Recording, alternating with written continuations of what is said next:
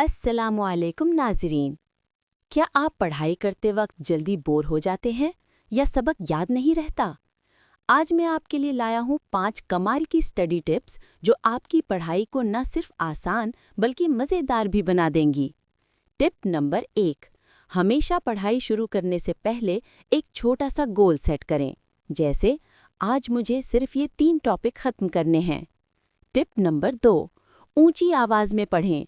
जब आप सुनकर पढ़ते हैं तो दिमाग जल्दी याद रखता है। टिप नंबर 3, कलरफुल नोट्स बनाएं। एक ही रंग में लिखने से याददाश्त कमज़ोर हो जाती है, लेकिन मुख्तलिफ रंग दिमाग को अलर्ट रखते हैं। टिप नंबर 4, पोमोडोरो टेक्निक इस्तेमाल करें, यानी 25 मिनट पढ़ाई और 5 मिनट ब्रेक। ये तरीका पूरी दुनिया में सबसे ज़्यादा कामयाब है। टिप नंबर 5, रात को सोने से पहले दोहराएं। जो भी पढ़ा है उसे नींद के करीब दोहराना याददाश्त में लंबे वक्त तक महफूज रहता है। दोस्तों, अगर आप इन टिप्स पर अमल करेंगे तो पढ़ाई मुश्किल नहीं लगेगी, बल्कि एक आदत बन जाएगी। वीडियो पसंद आई तो चैनल को सब्सक्राइब करें और अपनी कीमती राय कमेंट्स में ज़रूर बताएं। शुक्रिया।